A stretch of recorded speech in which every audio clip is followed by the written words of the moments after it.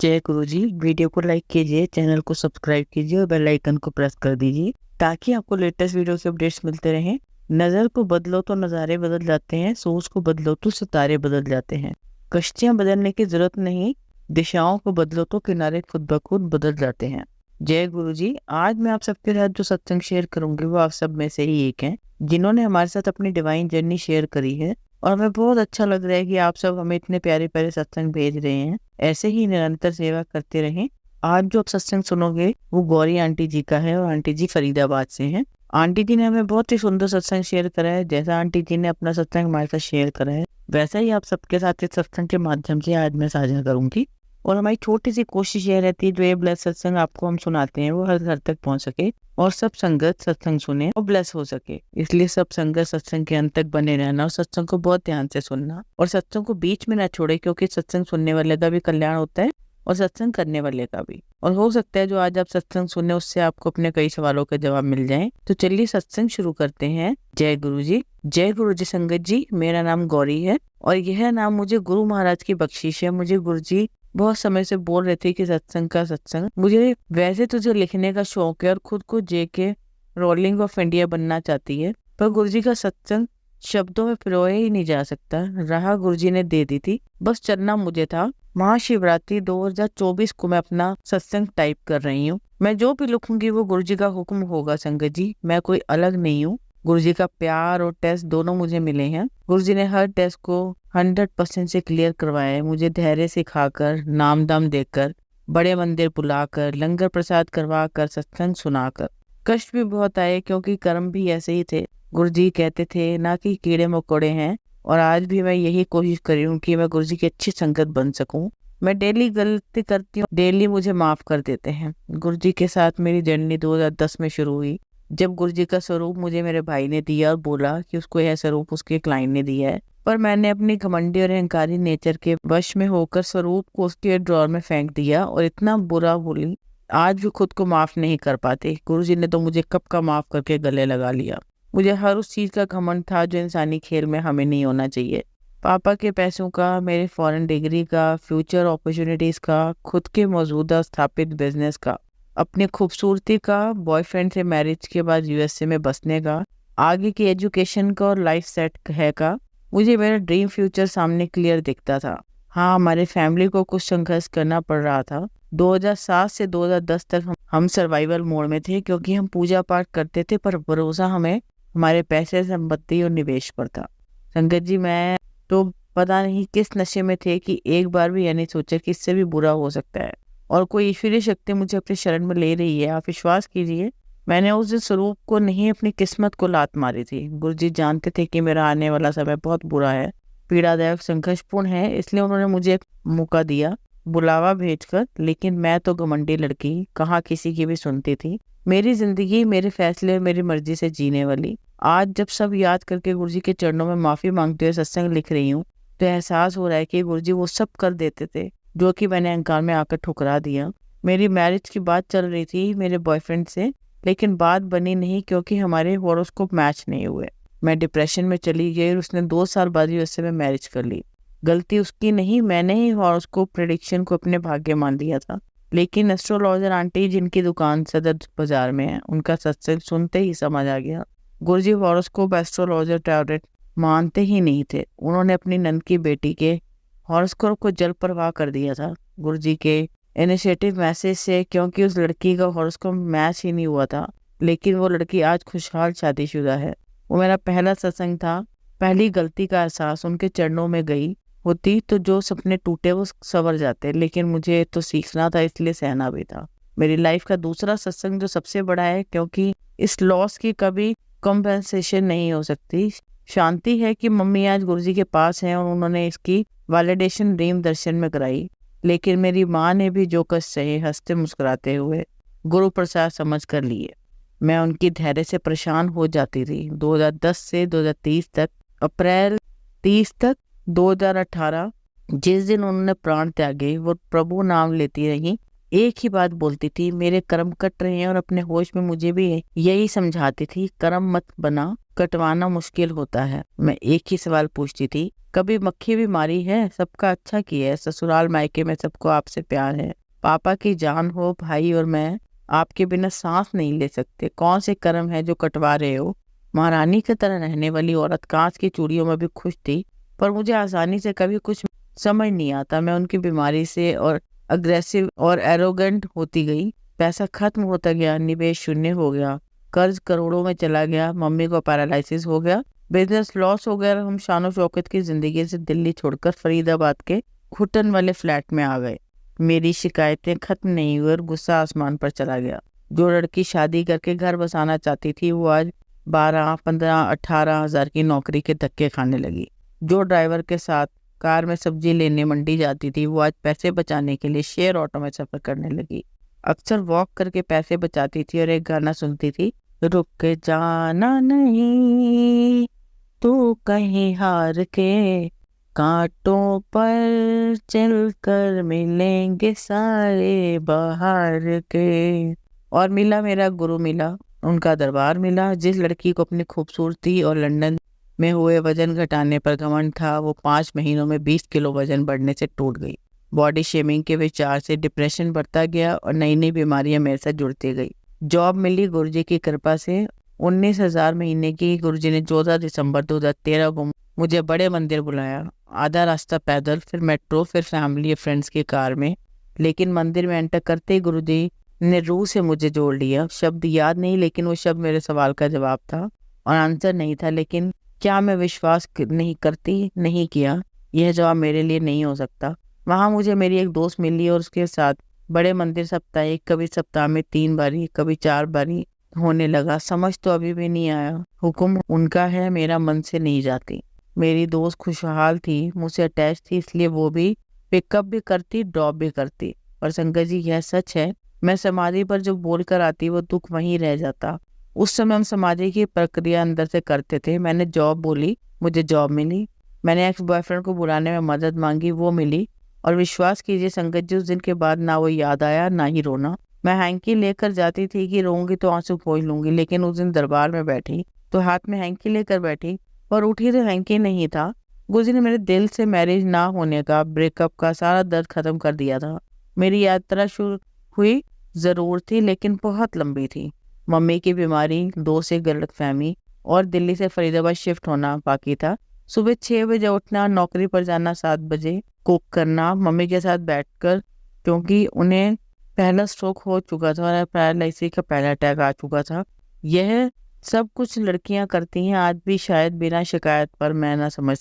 Comfortable life की आदत थी और घमंड की कोई सीमा नहीं थी। मेरी माँ घर में कैद हो गई थी। मैं अपने भाई पापा से बात नहीं करती थी क्योंकि उन्हें ब्लेम करके मुझे शांति मिलती थी। अपने सारे दुखों का कारण उन्हें मानती थी।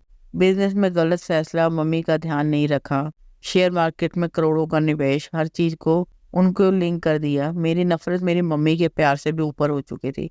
कर्म मत बना नहीं समझ आता था, इसलिए पिता और भाई को अपमान और श्राप देकर संतुष्ट रहती थी। अनजान थी कि मैं अपनी माँ को और मृत्यु के करीब कर रही थी। वो मेरे गुस्से से डरने लगी और 7 फरवरी 2017 को जब मैं ओवर टाइम करके 10 बजे घर आई, थकी हुई परेशान थी, बस मम्मी की छोटी सी बात पर मैंने तूफान मचा दिया। अगले दिन मेरे मन में हलचल थी, इसलिए ऑफिस में फोन ऑफ नहीं किया, लेकिन रिसेप्शन पर दे दिया। लंच ब्रेक में चेक किया तो 21 मिस्ड कॉल। फोन करने पर पता चला मम्मी बेहोश हो गई हैं, उन्हें मैक्स ले जाना होगा। घर पहुंच जाऊं जल्दी से। हॉस्पिटल पहुंचने पर देर हो चुकी थी। उन्हें तीसरा स्ट्रोक आ चुका था। जिंदगी की जंग शुरू हुई। पापा को संतोष था कि फैमिली इंश्योर्ड है, लेकिन हॉस्पिटल पहुंचने पर पता चला जिस कंपनी की इंश्योरेंस है उसको एक दिन पहले ही मैक्स हॉस्पिटल ने कैंसिल कर दिया था। इलाज कैसे होगा, पैसा कहाँ से आएगा, मम्मी जिंदा रहेगी या चली जाएंगी, बस सवाल थे। और मजबूरी इतनी कि पापा 21 दिन मम्मी के साथ हॉस्पिटल में थे और मैं जॉब पर जाती थी। चुपचाप रोती थी कि प्लीज मेरी माँ को ठीक कर दो, क्योंकि उसके अलावा मेरा कोई नहीं है, मैं बिखर जाऊंगी। मम्मी घर आई और मुझे आइडेंटिफिनेट पीरियड्स के लिए सबैटिकल लीव मिल गई, लेकिन पैरालिसिस के मरीज को देखना कैसे है नहीं पता था। नर्स अफोर्ड नहीं कर सकते थे, हेल्प मिल नहीं रही थी। यह सब मेरे लिए चुनौती थी। पापा थे, लेकिन मेरी नफरत भी जिंदा थी। गुरुजी ने कृपा की और विद इन अ मंथ हमको एक कोठी रेंट पर मिल गई। 2 मिनट की वॉकिंग डिस्टेंस पर। मम्मी को हॉस्पिटल ले जाने में देर हुई थी क्योंकि स्ट्रेचर स्टेयर्स के ऊपर नहीं आ पा रहा था और स्ट्रोक में उन्हें लेफ्ट साइड से पैरालाइज कर दिया था। इस घर में ऐसी इमरजेंसी हुई तो प्रॉब्लम नहीं होगी। मम्मी 2017 के फरवरी, अप्रैल, जुलाई और सितंबर में हॉस्पिटल गई और 3-4 वीक के बाद घर आ जाती। पापा के कजिन्स, उनकी फैमिली ने उनको पिलर की तरह सपोर्ट दिया, फाइनेंशियल एंड इमोशनली भी। शायद मेरी माँ को जो सांस मिली वो भी उधार की थी। अब मम्मी की बेटी ने एक छोटी बच्ची की माँ थी। जॉब थी नहीं और कर्ज बढ़ रहे थे। मेरे पर्सनल लोन की EMI भी देना मुश्किल हो रहा था, इसलिए अब ज्वेलरी बिकनी भी शुरू हुई। फिर अगस्त में मम्मी को मेजर स्ट्रोक आया जिससे उनकी आवाज़ खिंच गई। संकेत था कि यह लास्ट स्टेज है, लेकिन मैं नहीं मानी। उन्हें जिंदा रखना ही मेरी जिद थी। उनकी तकलीफ भी नहीं समझ आ रही थी, बस डर था वो चली गई तो। लेकिन स्ट्रेचर एंड एम्बुलेंस की टेंशन नहीं थी, वो तो आ ही जाएगी। बारिश की वजह से एम्बुलेंस 6 घंटे लेट पहुंची। इधर मैक्स संकेत में चल रहा था, इसलिए वहीं जाना था। कोई और डॉक्टर रिस्क नहीं लेता। लेकिन जब तक मम्मी पहुंची उनकी पूरी बॉडी पैरालाइज थी, आंखों की रोशनी खत्म थी, आवाज चली गई थी। वो सिर्फ मेरे लिए सांसें ले रही थी। मुझे वादा किया था कि जिंदा आऊंगी, आई लेके जिंदा लाश। संगत जी यहाँ से महाराज ने फिर मुझे हिम्मत दी और बुलाया बड़े मंदिर। पहली बार लोगों से पूछते हुए मैं फरीदाबाद बस स्टॉप से डरी हुई छतरपुर बस स्टॉप गई। वहां से ऑटो और हाथों में मम्मी की रिपोर्ट्स की फाइल्स।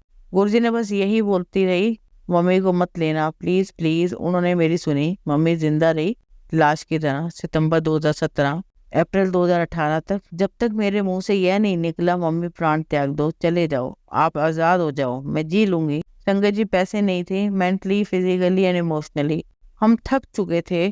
8 महीनों के लिए हॉस्पिटल से 65,000 मंथली नर्स मिली थी। मैं नहीं जानती नर्स, दवाई, टेस्ट, फिजियोथेरेपी, इलाज पापा ने कैसे करवाया। कुल मिलाकर 1 लाख प्लस उसके अलावा रेंट और घर के खर्चे सब पापा ने किए और कुछ भाई ने। कैसे वो जाने या क्या पता नहीं, गुरुजी जानते हैं। आज एहसास होता है गुरुजी मांगने के लिए मना करते थे और मैंने मांगा ही क्या। सेल्फिश होकर मम्मी की कुछ सांसें।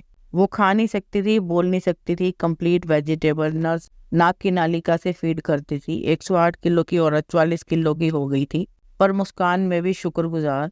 संगत जी जब उनके वॉइस कॉर्ड काटा था ऑपरेशन के लिए तो उम्मीद थी वो फिर जरूर बोल पाएंगी। बोली 8 मंथ में एक शब्द, मेरा नाम।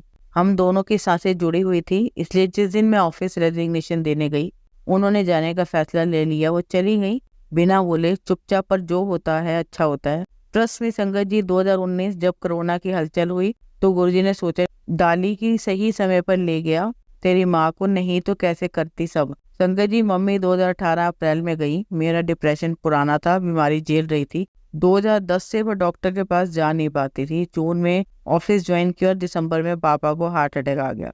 संगत जी मेरा भाई काम से गाजियाबाद था और मैं उसके साथ हॉस्पिटल में अकेली। बस इतना जानती थी कि गुरुजी इन्हें नहीं ले जाना, मेरे पास अब माँ और पापा नहीं है।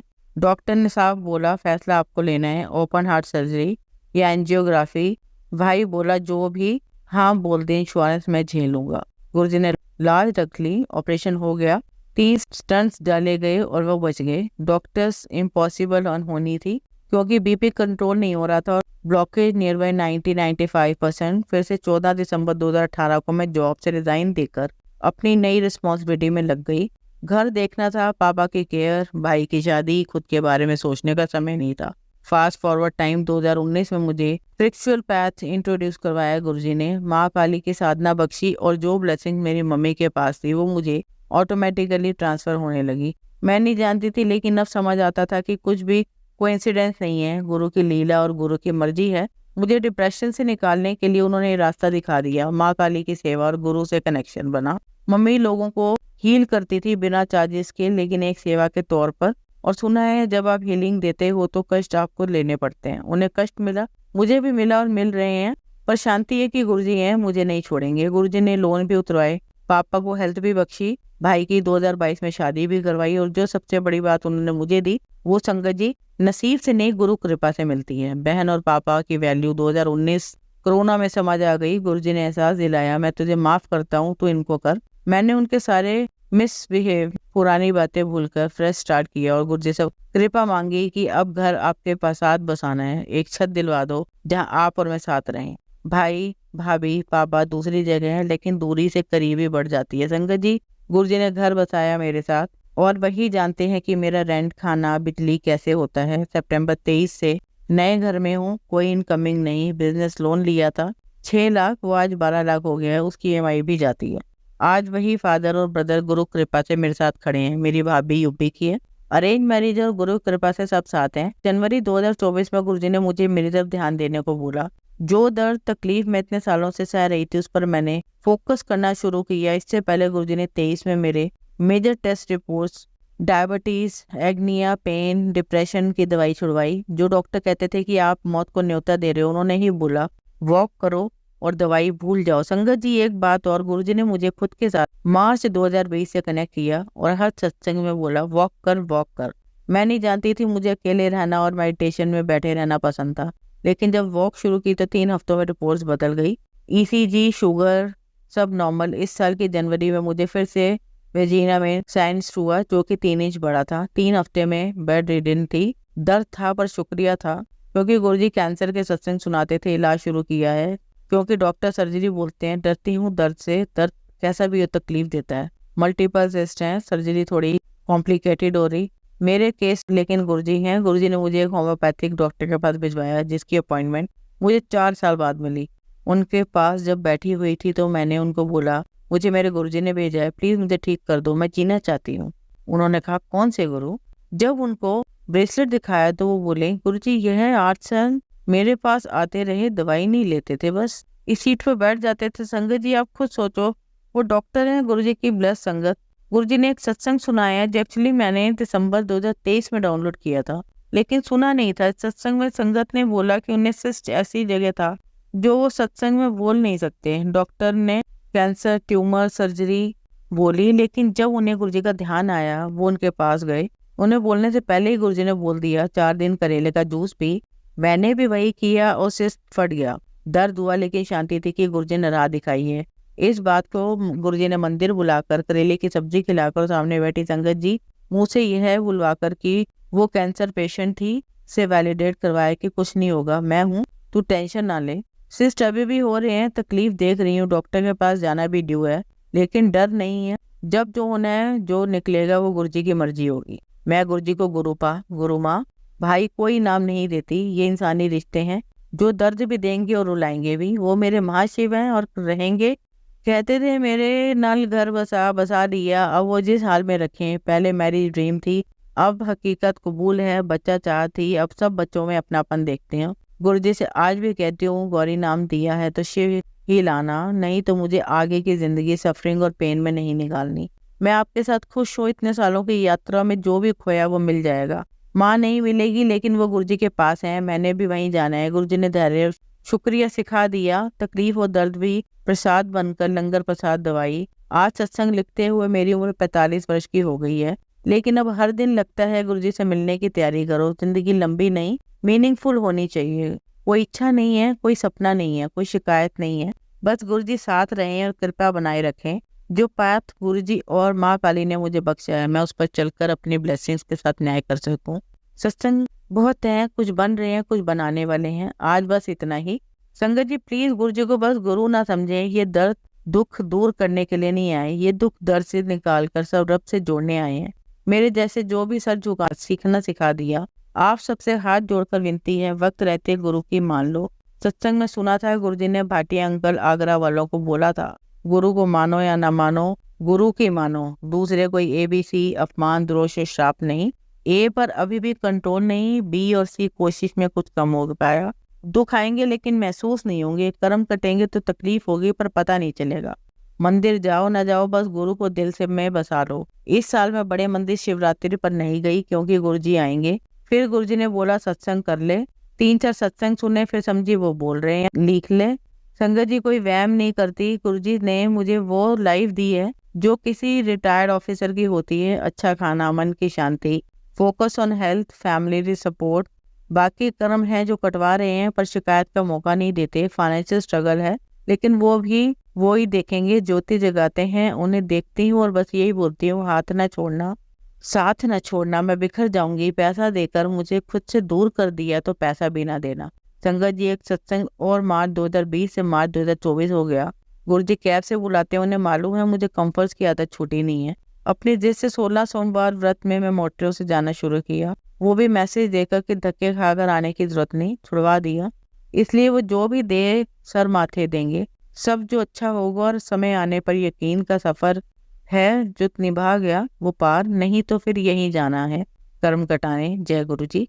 अब आप सबको एक कहानी सुनाती हूँ, आप सब इस कहानी को बहुत ध्यान से शांत वातावरण में सुनना। चलिए कहानी शुरू करते हैं। हमारी कहानी का शीर्षक है जब मन परेशान हो। ये बात याद रख, जब भी मन परेशान हो तब ये बात याद रखना, आज के इस दौर में हर किसी की जिंदगी में सुख और दुख तो होता ही है। जब भी जिंदगी में कोई परेशानी आती है तो हमें लगता है हमारा मुश्किल वक्त शुरू हो गया है, लेकिन बहुत कम लोग ही जानते हैं कि मुश्किल वक्त से खुद को निकालना ही जिंदगी की सबसे बड़ी चुनौती है। जिंदगी में हमेशा अच्छा और बुरा होता रहता है। जिंदगी में तो कई चुनौतियां आती हैं, लेकिन आप पर निर्भर करता है कि आप उनका सामना कैसे करते हैं और चुनौतियों से लड़ने के बाद आपको क्या मिलता है। एक लड़की जो पढ़ाई में बहुत अच्छी थी, हर बार वो टॉप करती थी, एक दिन परीक्षा शुरू होने से पहले वो बीमार पड़ गई और इसी वजह से वो फेल हो गई। लड़की को बहुत दुखी हो गई कि आखिर मेरे साथ ही यह सब कुछ क्यों हुआ। लड़की को दुखी देखकर उसके पिता बहुत परेशान हो गए। लड़की के पिता ने उन्हें समझाया कि तुम एक बार फेल हो गई हो, इसका मतलब ये तो नहीं कि तुम दोबारा कोशिश नहीं कर सकती या टॉप नहीं कर सकती। अगले दिन जब लड़की अपने स्कूल गई तब बाकी की सभी लड़कियों ने उसे चिढ़ाना शुरू कर दिया। ये देखकर लड़की बहुत ही ज्यादा गुस्सा होकर अपना स्कूल छोड़कर घर चली गई और बहुत रोई। लड़की के पिता ने सवाल पूछा, क्या हुआ? लड़की ने सारी बात अपने पिता को बताई। लड़की के पिता को कुछ समझ नहीं आ रहा था, इसलिए लड़की के पिता ने लड़की के टीचर को बुलाया जो लड़की को बहुत अच्छी तरह से समझती थी। लड़की की टीचर को जब ये सब पता चला वो लड़की के घर गई, लड़की को अपने साथ किचन में लेकर गई और 3 पतीले निकाले। लड़की ने सवाल पूछा, आप ये क्या कर रहे हो? टीचर ने तीनों पतीलों को में पानी डाला, फिर एक पतीले में आलू, दूसरे में अंडे, तीसरे में कॉफी, बस बीन्स डाली और तीनों को पकाने के लिए गैस पर रख दिया। लड़की ने फिर यही सवाल पूछा, आप ये क्या कर रहे हो? टीचर ने जवाब दिया, तुम शांत रहो, भी पता चल जाएगा। टीचर लड़की को लेकर बेचैन किचन में ही खड़ी रही। ऐसे ही 10 मिनट गुजर गए और 20 मिनट बाद तीनों पतीलों में उबाल आ गया। टीचर ने तीनों पतीलों को गैस के ऊपर से नीचे उतारा। टीचर ने एक बाउल में आलू निकाल, फिर दूसरे बाउल में अंडे निकाले और एक गिलास में कॉफी निकाली। टीचर ने आलू अपने स्टूडेंट के हाथ में दिया और कहा, इसे तोड़ कर देखो। लड़की ने आलू बस आसानी से तोड़ दिया। टीचर ने स्टूडेंट्स को समझाया कि जो आलू उबलने से पहले एकदम सख्त था वो उबलने के बाद एकदम नरम हो गया। अब टीचर ने अंडे अपने स्टूडेंट को दिए और कहा, क्या ये आलू के नरम हो गए हैं? स्टूडेंट ने कहा, नहीं, ये तो सख्त हो गए हैं। टीचर ने कहा कि जो अंडे उबलने से पहले एकदम नाजुक थे उबलने के बाद एकदम सख्त हो गए हैं।